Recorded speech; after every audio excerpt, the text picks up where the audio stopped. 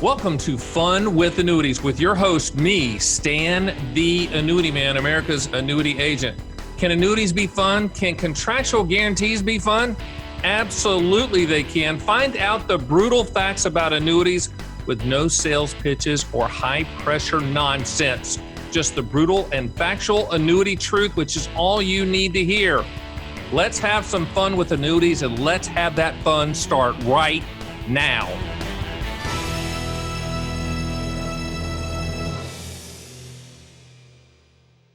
Welcome to Fun with Annuities. I'm your host, Stan the Annuity Man, America's annuity agent. And yes, as you know, licensed in all 50 states. I encourage you to go to theannuityman.com and get my books, run quotes, schedule a call with me, and all that stuff.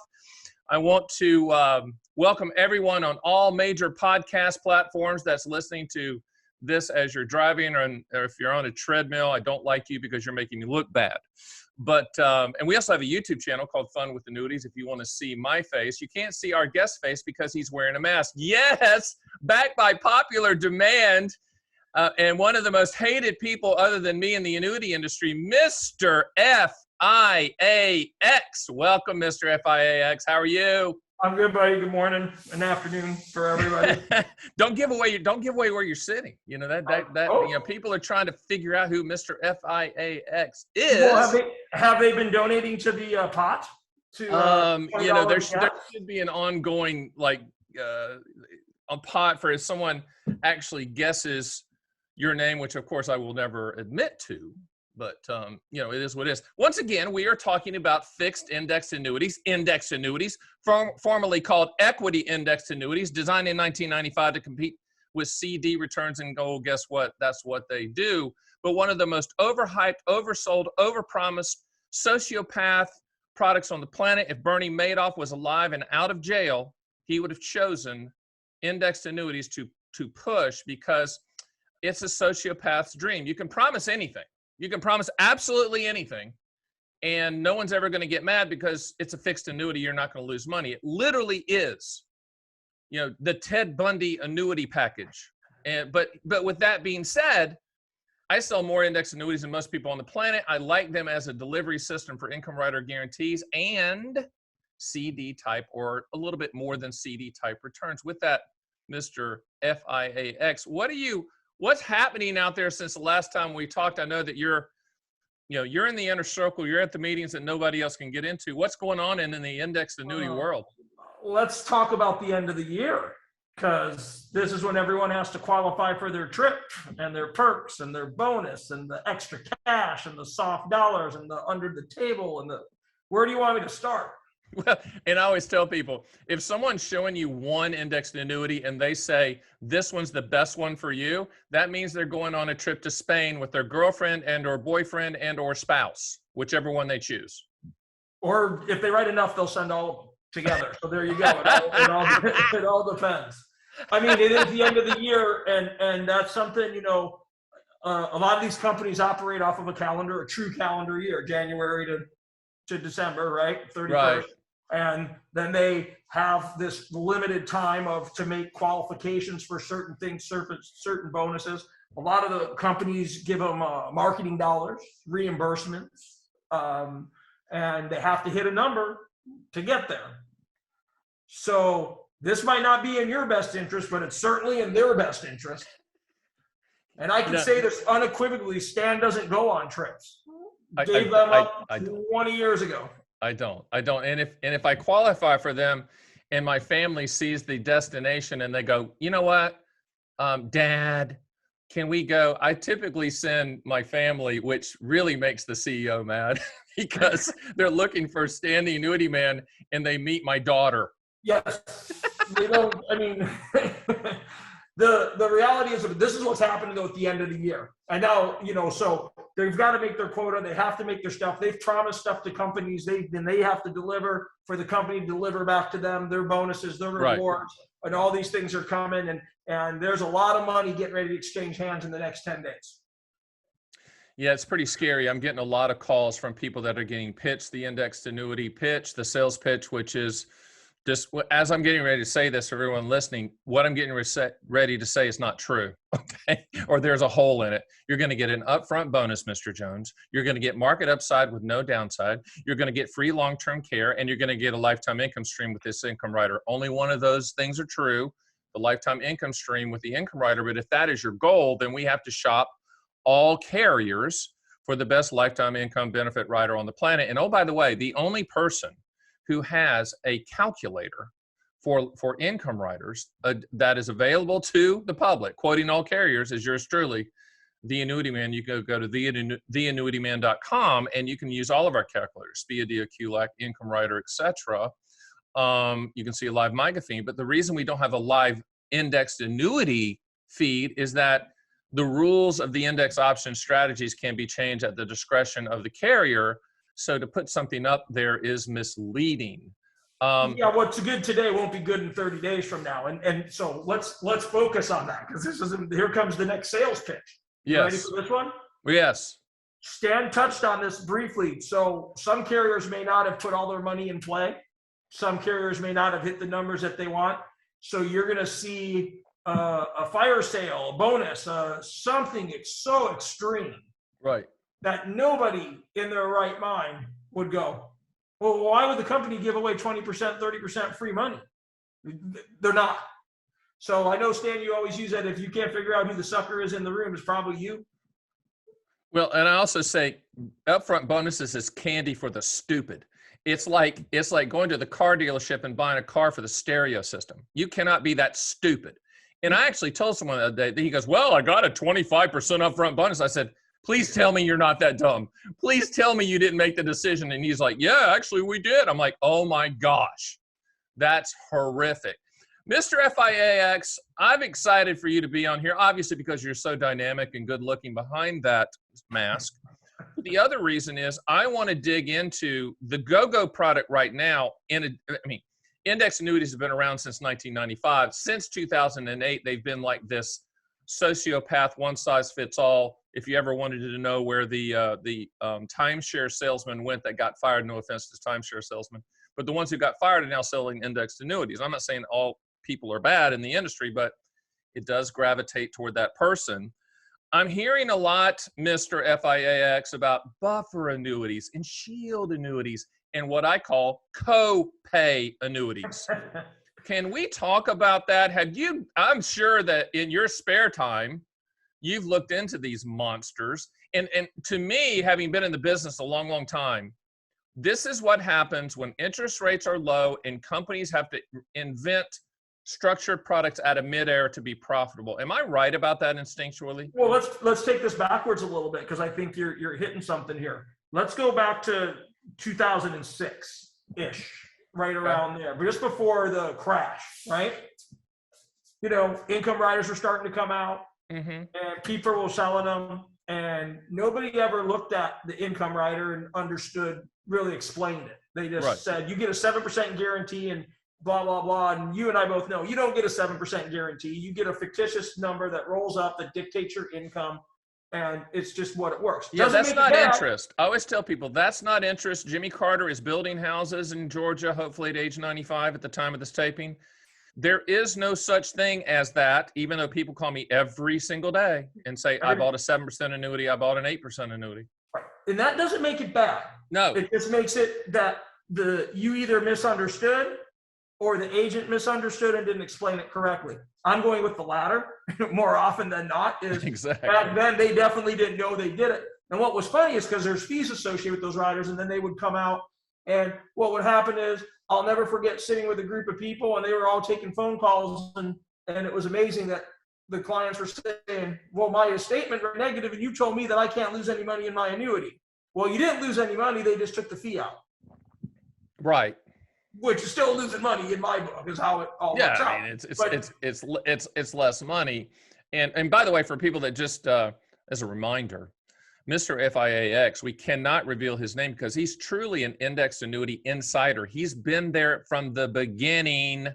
He's seen these products designed. He's been at those tables, and we certainly cannot tell people who he is, and his voice is filtered and it's messed with, so you don't really know who he is. And he is wearing a mask for the people listening on the podcast and for the people watching the YouTube channel, Fun with Annuities. He has a mask on, but it's because he needs to be protected, because these are, these products, the industry, it's profitable for the industry. This is what agents sell primarily. And we're just happy to have him on. So let's go back into the buffers and the shields and all these things. I'm going to walk right into that because so the annuities, when the market crashed, the note was low, the option cost was very high, made the products incredibly unattractive. Right. Who wants to go get a 3% cap? And when you buy it, you're going to be stuck there forever because it's never going up. Correct. The cap, you're stuck. So they came out with that income rider spiel and went, here you go. And they built this huge story behind it. Right. Now, I'm going to say this and Stan, I know you sell income riders and we're for it. I do. Not every single person in the world needs an income rider. No doubt. No doubt about it. But probably 95% of these products are sold with income riders. Right. But they don't need them. Correct. So they created this story. And now guess what? We've kind of been in Japan, haven't we? The 10-year note really hasn't moved. The rates have stayed relatively low. Market's doing okay, but the rates have stayed relatively low. So they've got to come up with a new story. Right. We haven't had a new story for 13 years. So here's the new story. The new story is now your RILA, your copay annuity, what you're talking about.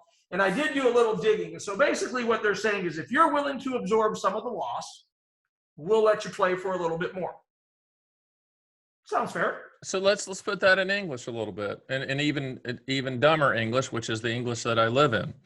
So what you're saying is you get a little bit more upside on the index option, but you're going to share in the downside if it passes a certain percentage. Up to whatever your threshold is. It could be, 5, 10, 15, 25, wherever you think your risk tolerance is. 25% on the downside, 10% on the downside, 5% on the downside. And then they adjust. The annuity companies have the big buildings for a reason. They adjust the upside based upon how much risk you're willing to shoulder. Right. And in a bull market, Mr. FIA-X, this is a no-brainer dart throw from a sales pitch standpoint, right? Oh, it sounds amazing.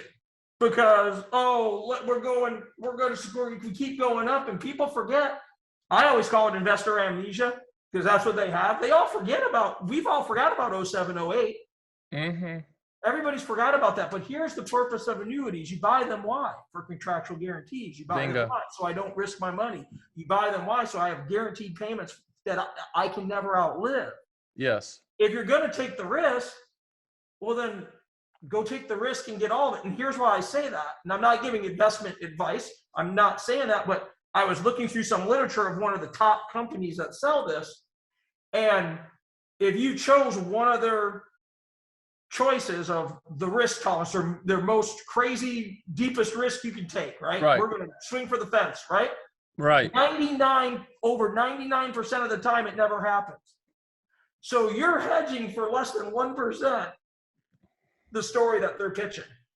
That's in their literature. That was in their literature.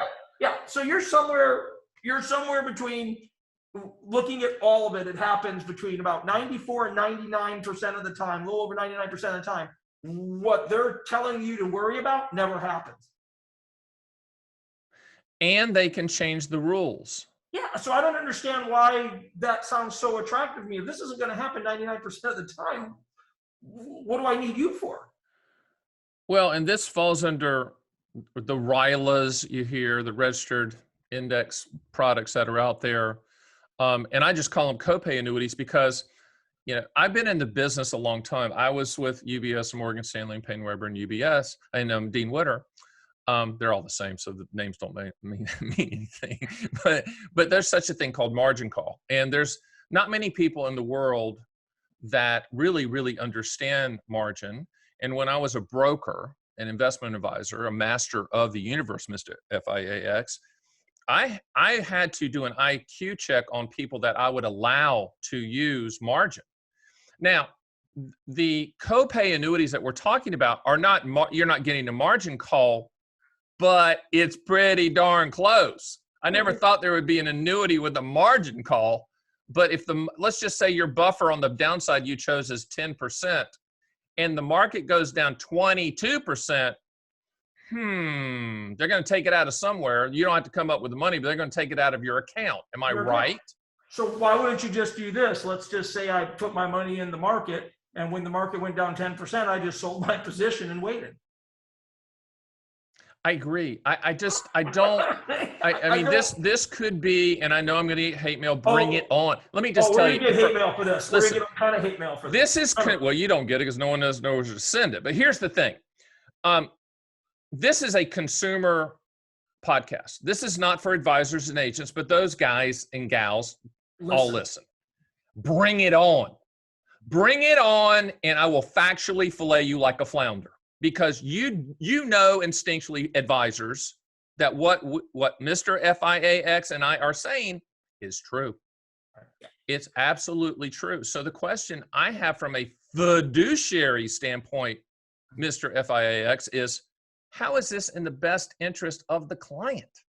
Well, I don't know how a lot of things that get done in our industry with a fiduciary standard in the best interest of our client, but I'm going to tell you something real funny about this. When agents are selling, if I'm a registered rep, okay, so I have a 65, I have a fiduciary obligation to the client. What that means is you and your needs are above all. And that should be, by the way, let's stop for a second. I didn't know we that should be a given. If you're in the financial advice business, you should be a fiduciary because you're in the financial advice business. I did not know that we needed to have a rule passed by Congress to tell us that we should look out for your best interest. Unbelievable. Handling your money. Unbelievable. But I digress. So let's go backwards. When your fiduciary is operating in an insurance capacity, he no longer has to wear the fiduciary hat. He's not selling, he's selling a fixed product. So what I really makes me upset, where I get a little angry, is when these people sit there and say, oh, I'm a fiduciary, buy this indexed annuity because I'm a fiduciary. Huh? What they need to tell you is I'm no longer operating in that fiduciary capacity. Well, and the other thing, and we have talked about this before, but let's bring it up now, because these products that are out there now, they can pay a built-in commission. And just heads up on all commercial annuity products like this, you know, there's a built-in commission that's paid from the reserves of the annuity company, and you see a net transaction. But trust me, that agent's getting paid, so don't let him get away with word games and semantic sales play. And there's nothing wrong with that. Nobody works for free. Nothing wrong. But here's my point. Here's my point. I don't want hate mail because we're talking about commissions. Everyone needs to get paid. Everyone needs to get paid fairly. They need to service the contract for the term of the contract, the life of the contract. I'm great. But they should never, ever, ever, ever, ever, ever charge a wrap fee or a management fee on any of these Buffer, Shield, RILA, indexed annuity products. When I see that, what are they managing? I cannot imagine how that gets past their compliance within the firm, because they're not managing anything. Yeah. They're buying an index option that resets on a contractual anniversary basis. If it's a 1-year option, if it's a 2-year option, it resets on the 2-year, etc. They're not managing jack. So if someone is saying, I want you to buy this, and no offense to any of these companies, love these companies, love them, hug them. The products is what we have. The product strategy is what we're having a problem with. You should never, ever be allowed to wrap that. Now, and charge an annual fee for managing the asset. That's garbage. That's like, I think you brought it one time, Mr. FIA-X, somebody managing a municipal bond portfolio that was kind of a set it and forget it bond portfolio. Yeah. The indexed annuities, these buffer annuities, copay annuities are set it and forget it. Okay. There is no annual oversee of the product. And if someone tries to do that, get up and walk out. Just get up and walk out. Here's going to be the argument. Here's going to be the argument to that. I'm going to play the agent, the other side. We're going to do hate mail live on TV. Great. Here we go. They're going to say, well, once a year on your annual review, we have to go over your stuff, and we might need to reallocate stuff and put it in a different strategy. So actually, technically, I'm managing this and paying attention to it on an annual basis for you. Right. And you were compensated for that all up front. Right. So that argument doesn't hold water for all the agents listening, and I know you are. They're going to say, well, I review my clients every year and blah, blah, blah. You got paid up front for it. And if they don't, they take a trail, which means they get paid every year on it. So you're getting paid every year then. Absolutely. So the agents need to quit their whining, and for the folks listening, the consumers, we'll call them. Yes. You have no idea how many agents listen to this. Boy, Right. we have a lot of people in our industry listening to what we're saying. Absolutely. And the last time we kind of briefly covered this, I'm glad we're drilling down on it now because I'm starting to see those ads all over the place. Oh, just wait till next year, because I want to get into next year, because we're still finishing this year. Yeah, wait till I tell you what you're going to see January 1st. But yeah, and right now let's finish this up real quick. I know for a fact there will be 2 head of the annuity divisions from specific brokers that are going to contact me because they did the last time that we covered this, because it blew up a lot of their sales, because they're still arguing with me that yes, there is a valid reason for us to charge an annual wrap fee for that. There is no valid. The only valid reason is the fact is, and I told them this, and these are grand poobahs of these places, but they know I'm not playing. I said, listen, the only reason that you're wrapping it so you can look at future revenue. So you can project future revenue. Anything else than that, you're lying. And you convinced yourself, it's like George Costanza said on Seinfeld, if you believe it's the truth, then it's not a lie.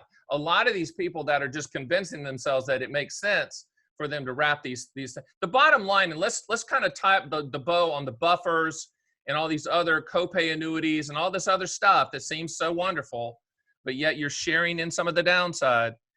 I'm going to, let me tie it up and then I'll let you tie it up. If it sounds too good to be true, it is every single time. And they can change the rules at their discretion.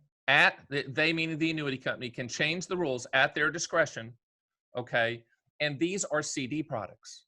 They're not market. I don't care what anyone says.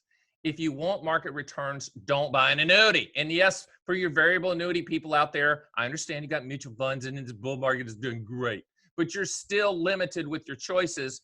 And in my opinion, if you're limited with your choices, whether it's an indexed annuity or variable annuity, that's not a market product. Well, market products have unlimited upside, unlimited choices. Well, let's talk about that real quick. I want to talk about the variable annuity. When you start putting riders on it, whether it be death benefit, income, or any type of thing, picture the universe, and then every rider you add, they just keep squeezing your universe smaller and smaller and smaller and smaller until you are limited in choices. You can't argue that. Let's go variable people. We'll argue that with you all day long. You get limited choices when you pick certain things. They keep narrowing the scope down. They're not going to shelter your downside and let you swing for the fence on the upside. No, by the way, they're going to charge you a real hefty fee for all of it on top of that. Well, and I have nothing against variable annuities. There are some that when they were originally designed and introduced in 1955, I think that was the date. It was by TIAA, by the way, it used to be called TIAA-CREF. It was for tax-deferred market growth using mutual funds. They call them separate accounts, okay? But the load mutual funds, the ones with M&E, mortality and expense fees and mutual fund fees, the average annual fee for the life of the policy is around 3%. Yes, it could be lower. Yes, it could be higher. But that means you're starting each year at -3 on the accumulation value, and you have a limited choice of mutual funds. In addition to that, the income riders that are attached to variable annuities historically do not outperform contractually the same type of income riders attached to fixed annuities. And full disclosure, I do not sell variable annuities because I don't sell anything that has a potential to go down in value. And because I'm strictly focused on contractual guarantees, I have to go with the income riders that provide the highest contractual guarantee, and those are fixed. So, shooting that down once more. Let's go to January. Let's go to 2022. So we've already warned people that people are going to try to hit their end of the year numbers, and there's fire sales and bonuses and all that stuff for the end of the year. Let's go into 2022, which I think is going to be an interesting year for indexed annuities. Historic sales, because now the bank channels and the brokerage channels are now selling them to everybody. They finally caved in. Which leads to the question is, if you're going to have an advisor to manage your money, why are you having them buy you a package product? Having been a master of the universe of these big firms before the package products were there, you're literally managing the asset. And if you really want that person fee only, hopefully, to manage that asset, then they're all in. They're looking at it. They're not packaging things up and selling it to you. Well, that's a whole nother topic there where a lot of these guys don't manage their own money. They just sweep it up in like a big broom and they send it off to somebody and someone else manages it and they get a fee and they get a fee and and you pay it all. So All right. here's 2022. You ready? 2022. This is my Karnak clairvoyant vision moment. Let's do it. You'll see a lot of the carriers open up with a fire sale, some sort of huge crazy bonus because they want to get the pipe full and start moving and getting everything going. So for 30 days only, come get it. You'll get an extra 20, 25, 30% bonus on your stuff. Look at your income account will go from $100,000 to $130,000 day one immediately. Back to what we talked about towards the end of the year. Blah, blah, blah. It's all noise. And if you get distracted by the noise, then you are what P.T. Barnum called the sucker. That's you. And I think the proliferation of the bad chicken, expensive steak dinner seminar invites are going to go wild in the first quarter. Be careful. You're going to gain a lot of weight because I always tell people, swallow the food, not the sales pitch.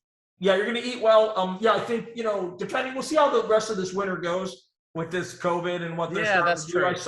I saw California's locked down again. A lot of the states are doing mandates and doing all this stuff again, mass mandates, etc.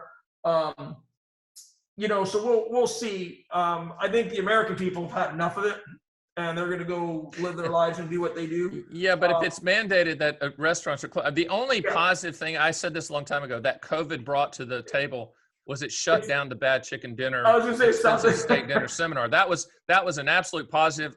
I talked to DC about it, coming out and say, hey, a positive is that, and they were like, no, I don't think that's positive. I'm like, yes, it is a positive. It is. But the indexed annuity industry is still, Mr. FIA-X, they're still struggling with this low interest rate environment from a pricing standpoint, right? Yeah, it's hard because the products are backed by the notes, and if the interest rates are low, and I'll give everybody all you have to do is watch if the stock market, the S&P, because that's the benchmark, right? If the S&P is volatile, meaning it's going up and down a lot, option costs increase, right? Correct. Okay, that's one component of how they price this. They have to go by options. They either have to go to an investment bank, or some companies have their own option account, they are their own bank basically for options. So they do it themselves. The second component is the interest rate. Okay, what is that 10-year note doing? Because that's what they tie it to, because they buy the 10-year note to help guarantee the product, and whatever's left over, they can go buy an option cost with. So the lower the note is, the more money they have to sink into the note, less they have for an option cost. Pretty simple. So that's why your caps come down. That's why your fees go up. That's why all these moving parts, they're just levers, and they pull the levers to fix. The third component, and this is the biggest one, and the clients don't know about this at all, is how much money does the insurance company want to make? What is my ROI for investing in the annuity? Right. Okay. So basically what they do is they don't care what this is or what that is. They go, what's my ROI? And then they work backwards. We need to make X pre-tax. So you build me whatever you want, as long as it hits that target number, pre-tax. And that's why you see some companies offshore. That's why you see some of these companies in holding companies offshore, this and that. So that by having that savings, because they don't have to, they're in a tax-free environment. That makes a big difference. So you see a lot of a shell game with that, and a lot of movement. And that's the three components. How much am I going to make as the insurance company pre-tax? What's the note doing? What's the option cost? It's pretty simple formula. And the option cost, to go back over that for the listener, is they either do that in-house, and that's a very count them on your hand group, and the rest of them are hiring the Goldmans and JP Morgan. Yeah, they go to the investment bank, and we've talked about this a little bit before. And a lot of agents don't even know this, Stan. Right. They don't even have a clue. They don't understand that when I buy an option, say I buy an option with a 5% cap. Okay? Right. Well, they don't buy the option's unlimited. It doesn't have a cap. Right. But say my product does have a cap at 5%. Well, anything above 5% is useless. So what do? They sell that upside back to the investment bank, and the investment bank will take that wholeheartedly and make some cash. So the annuity company is not making that additional upside. They've already sold that off at a premium, correct? That's gone. Yeah, that's gone from the very beginning. I think it's important for people to know how the engine works, because agents typically don't know what they're talking about when they talk about index annuities. They all think it's a market product. It's not. Just to let people know, it's not a security. It's a life insurance product issued and regulated at the state level, your state level. Doesn't make them bad products, but they're CD products. If you hear the sales pitch say you will get market-like returns, take your money and run, he doesn't know what he's talking about. Yeah, he or she is just pushing product. They are just, they're telling you a story because it sounds good. Right. Okay. Right. And that's important. Okay. Like, what are the great stories is, oh, we have this income doubler, and if you get sick and go to the nursing home, this is going to pay out double your money to you when you're in the nursing home. I know that sounds great. You just spent your money twice as fast. You know what I say? When you get sicker, you get your money back quicker. Quicker. Because everything in the South is a rhyme. You know, I was doing rap a long time ago, Mr. FIA-X, before rap was, you know, I should do annuity raps to explain all of this. I think that would, I think that would be good. And explain again, once again, to the listener, why most index annuities are on a long-term chassis, a 7 or 9 or 10-year surrender charge time period. It's because of those index options, correct? Well, there's a few pieces to this, and I'll tell you a funny story that we just worked on the other day. We had a client that says, I want a 7-year time frame. And the agent, who you know, very savvy, a great agent, really gets the business. He showed him the difference between 7 and 10 years and what those extra 3 years for tying your money up for the extra 3 years, what it meant for you financially. Mm-hmm. Long-term investments return more than short-term. So for this guy to hang on for the extra 3 years would have meant he could have even just surrendered it. He could turn in his tenure around the same time frame. Mm-hmm. And have had more money. After paying the penalty, he'd have had more money by buying the 10. Why? Because you get better pricing, so you have less friction in your product. I get more upside, I get higher caps or higher participation rates, lower fees. So don't always let the time frame jade you. Look at it with an open mind. Some people are just set and they go, I want 7, or I want 5, right. I want 3. Right. You know what? Instead of 3, go 5, quit in 3, and you're ahead of the game. You have to analyze it. And I tell people, if you're at 5 years, then MIGA's going to win every single time. But if you're past that, then index annuities work. And by the way, just the choices that I make and we use at theannuityman.com for indexed annuity accumulation, those choices, as someone says, Dan, I just want accumulation. You know, I'm running it by Mr. FIA-X because he's got his finger on the pulse, and he has developed proprietary that he could never share spreadsheets that track all products from all carriers and how they work, renewal rates, etc. If you want to say, who's my inside guy, it's him. I want to transition from that statement to there are 1 year and 2 year and 3 year and 4 year index options. When index annuities first started back in the day with I said Keystone, but it's Keyport. I laugh about that still. Keyport Life. Those were 5-year index call options, and they did very well. At 5, 7, and 10. Yeah, Mr. FIX, can you explain why the 2 or 3 or 4 year or 5 year? I don't even think there's any 5-year index call options out there on index annuities, but I know there are some really good 3-year ones. Why those work better historically than the 1-year call option? Well, it's cost. I'll just break it down. Think of it. Pretty simple and basic is that if I'm willing to commit for a longer term, you'll give me a break on the price, right? Right. That's, typically how things go. It's like, I think of a membership. If you wanted to sign up online for a membership, the 1 month is more expensive than the 6 month, which is more expensive than the 1 year, but if I go 3 years, I'll really give you a discount. Right. That's exactly what they do. So by saving the money, by buying the cheaper option cost, and they save significantly about 50, 60% on the cost. Yes. By saving all that money, they can take what they saved by the longer duration and put it back in the product to give more features and benefits, or better than that is they can give you more upside. Well, and I think like the two that you did your research on and you showed us, and we are showing high IQ people that actually get it and know that it's not too good to be true from an accumulation standpoint. One was a 2-year option, one was a 3-year option on an indexed annuity. And, they have worked out. And when we explain that using your verbiage, people understand it. You just have to be a grown up and patient.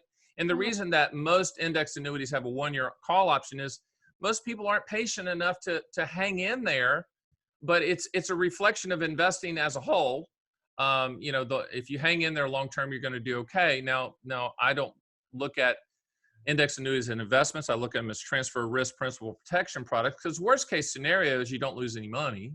Okay. Well, I think the patience thing is, Warren Buffett said that the stock market's from transferring wealth from the inpatient to the patient, right? That's what it is.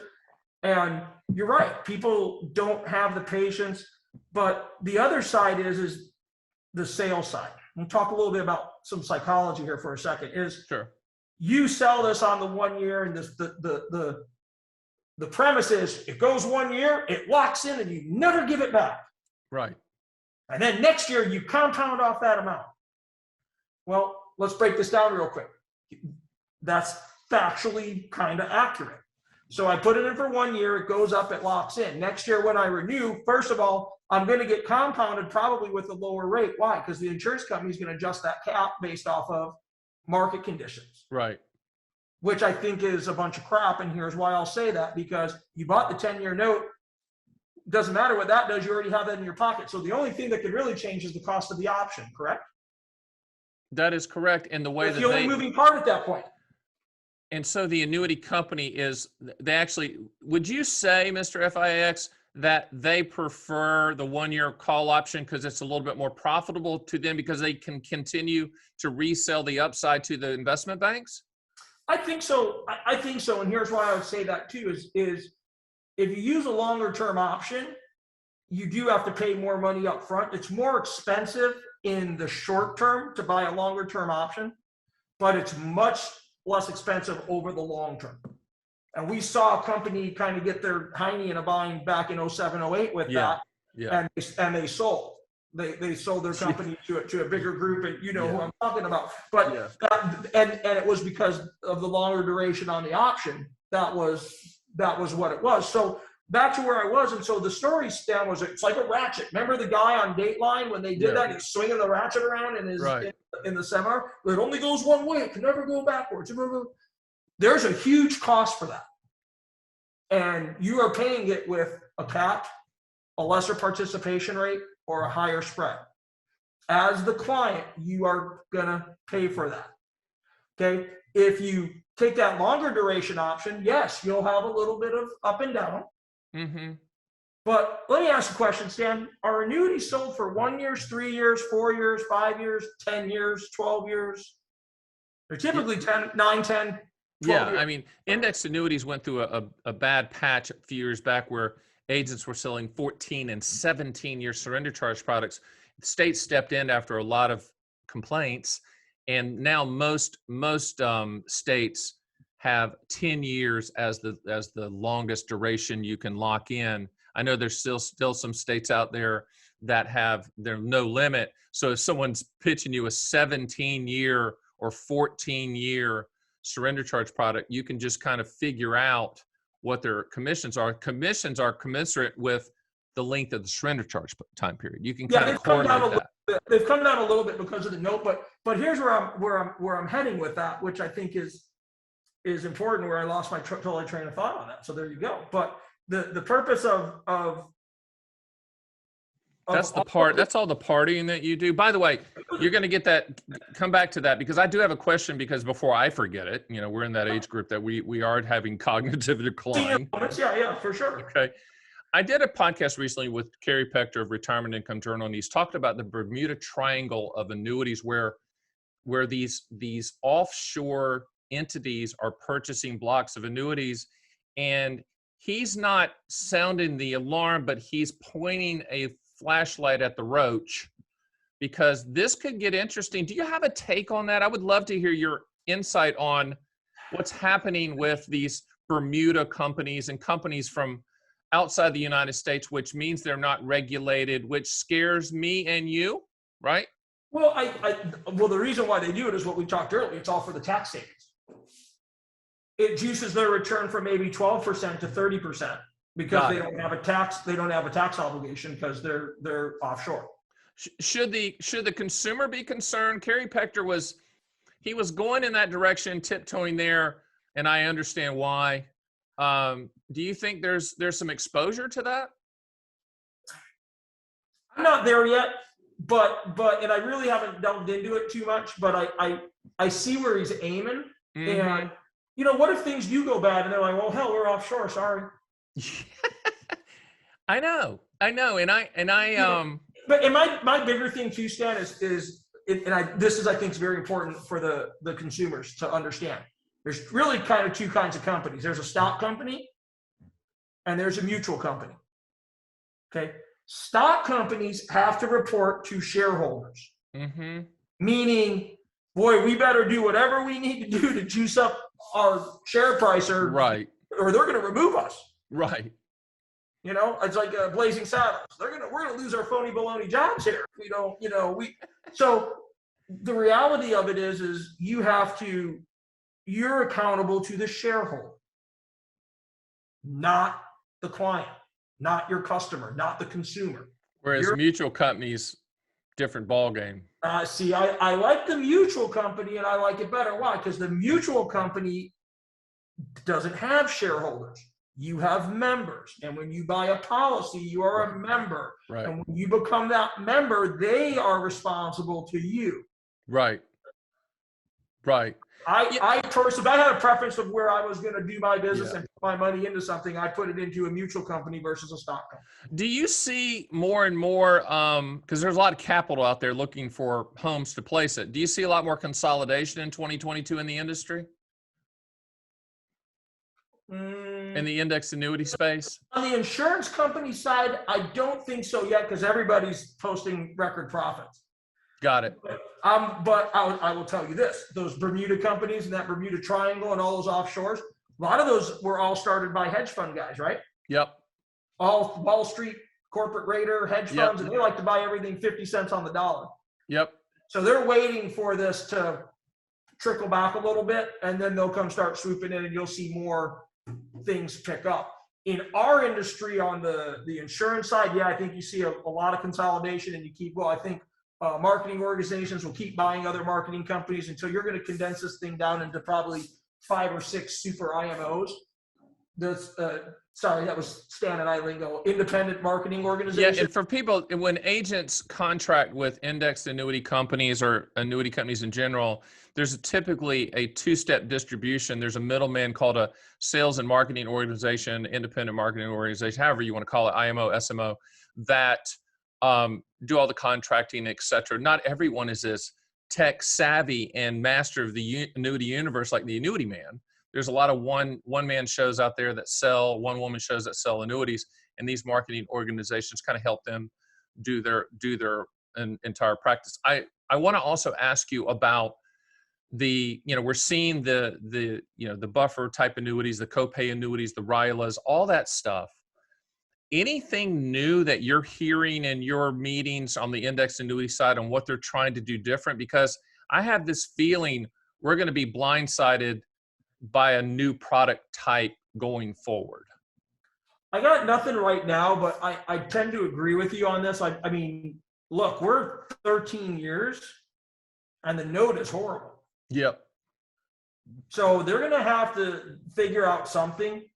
And I think what you're going to really see more than anything is all of these companies go away from guarantees and strip down the guarantee as much as they possibly can. Still keep an insurance product, mind you, which is, you get your principal safe.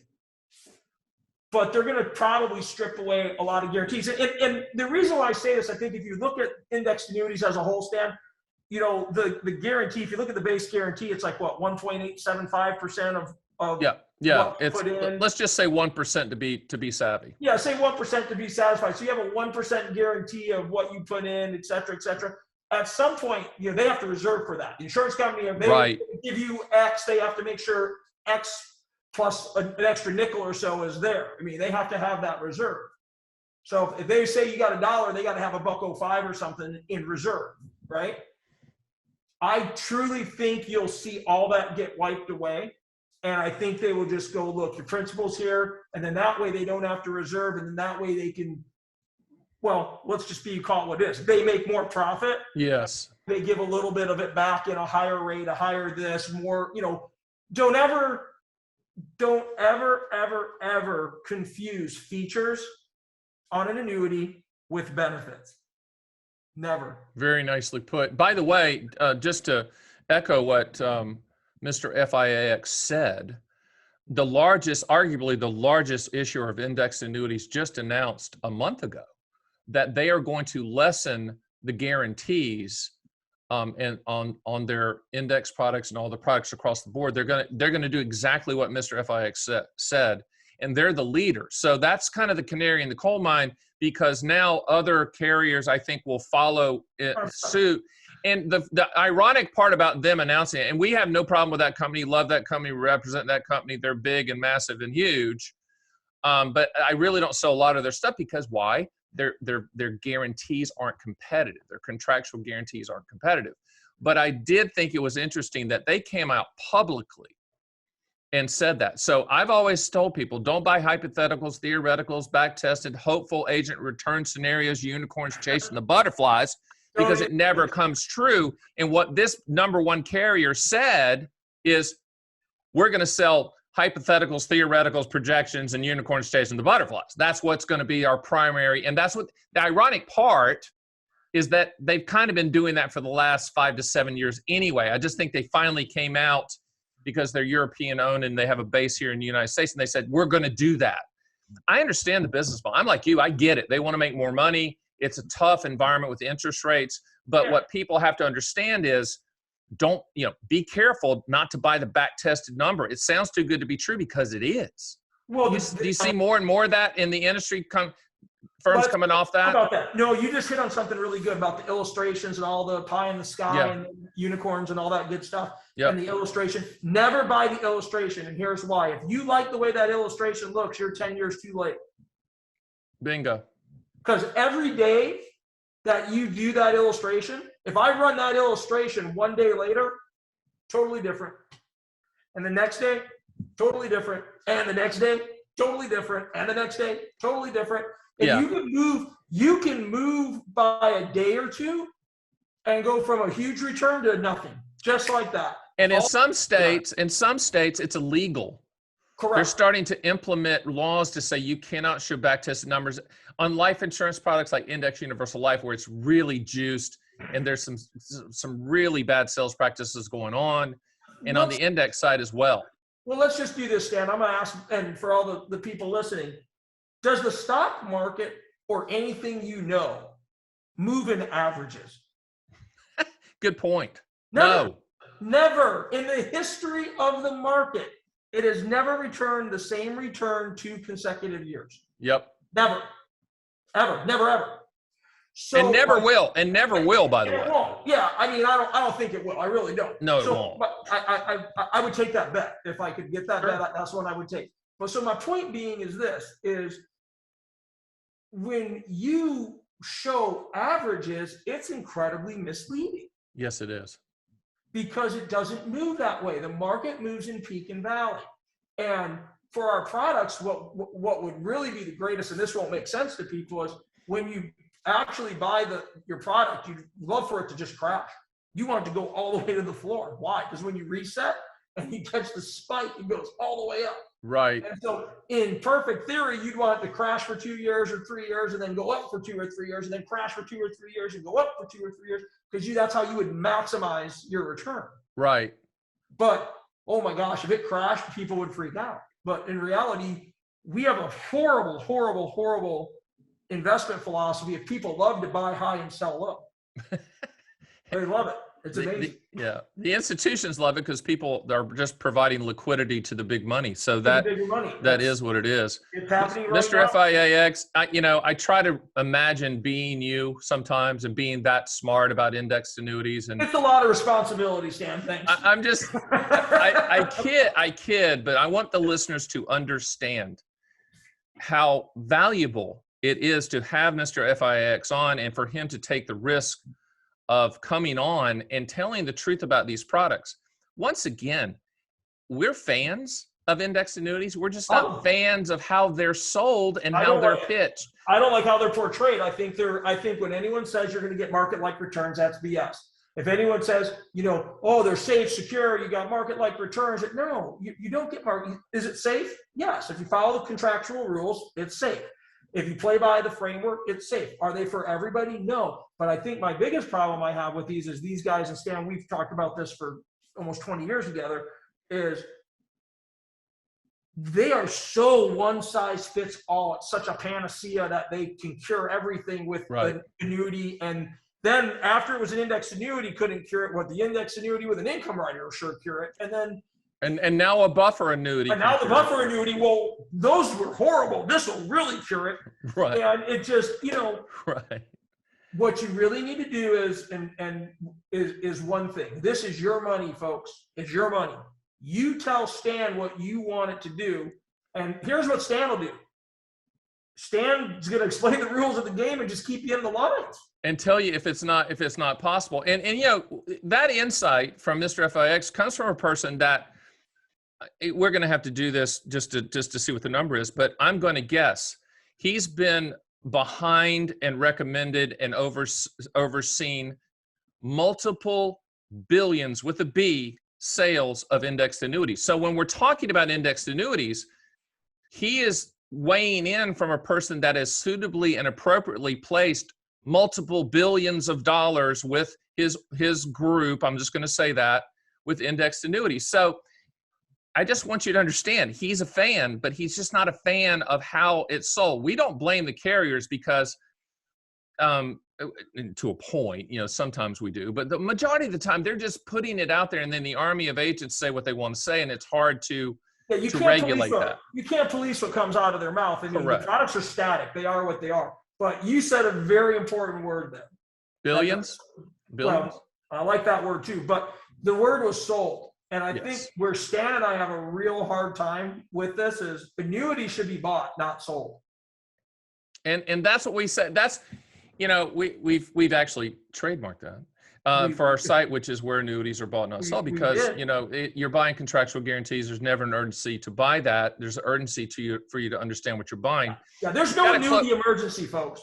There's no annuity emergency. Yeah, and you're going to see that. I think you're going to see a lot coming at the end of the year and first of the year of fire sales and bonuses and all this stuff. There's going to be annuity emergencies everywhere the next 6-8 weeks. For sure. Annuity emergencies. Everywhere. We got to tie this up, and I always love asking you this last question, just to tie things up and to provide one last insight into this indexed annuity world. What would you tell consumers and listeners and viewers right now? Well, I think there's a couple of things. I think one is I do like, if it sounds too good to be true, it typically is. I think you need to understand it's your money and what do you want it to do for you. I think the other thing is when these guys show you this big, huge income number, do you really need that much income? Mm-hmm. Because here's a big problem is when you put that money in there and they put that income rider on there, you better be happy. And why I say that is because of compliance rules and the way things work, right, Stan? Correct. You just can't pick that money up and roll it to another carrier. And I know what you guys are thinking. It's my money. I can do what I want. They have the right to refuse. No shirt, no shoes, no service. They have the right to refuse that money. So we need to be careful. And the other part too that I watch agents do a lot of, Stan, is they put this money in to create this huge income number. Like, here's $50,000 a year of income, and you're like, oh my God, that's great, but I only need 20. Well, they just gave you a $30,000 a year tax burden. Right. Which, by the way, is going to go up. So it's just not that simple as, hey, here's the number, right? Let's look at your situation and tailor make it to your situation. And I think a lot of people just do square peg round hole a lot. They do. They do. And I appreciate you kind of leading me into one thing. One of the things we're proud about with our income rider calculator is that you can run a reverse engineered quote, meaning that, hey, I only need $20,000 of income, put in $20,000 in the quote, and then we're going to quote all carriers to show the carriers that would back up that guarantee using the least amount of money. I think both of us would agree that one of the biggest mistakes we see, and the annuity gods hate us for this, but it's people putting too much money into fixed index annuities in general. And that's the reason that we provide the reverse engineer quote, so that you can hit it right on the money what you need and not create an additional tax burden. I like that. I also like, real quick, is to ladder contracts. Yes. You have 2, 3, 4 contracts, and one has this time frame, one's got that time frame, one's got a different time or a different purpose. Maybe only one has an income rider and the other one's built for strictly accumulation. So when you spend all that money out, you've replaced it all. Another thing too, and you taught me this, you're the first person that told me this a long time ago, and I think I'm the only one actually implementing this, is from the accumulation value strategy with index annuities, we're actually laddering index option durations, meaning that if splitting the money between 3 carriers, one has a 1-year option, one has a 2-year option, one has a 3-year option. And I don't know of anybody other than me that's doing that. And that came directly from Mr. FIA-X, because he is the expert here in this space, which is why he's on the podcast. I think that's another way from an accumulation standpoint, is to leverage those index options, because what did we say earlier? The longer the option, the higher the potential return. So if you have a 1-year and a 2-year and a 3-year option, and maybe a 4-year option, and you split $400,000 equally in 100,000 increments for a fixed bucket, not a bad strategy. And our I was getting ready to say our fans, and that is the truth, but our clients do like that, and they have not heard that.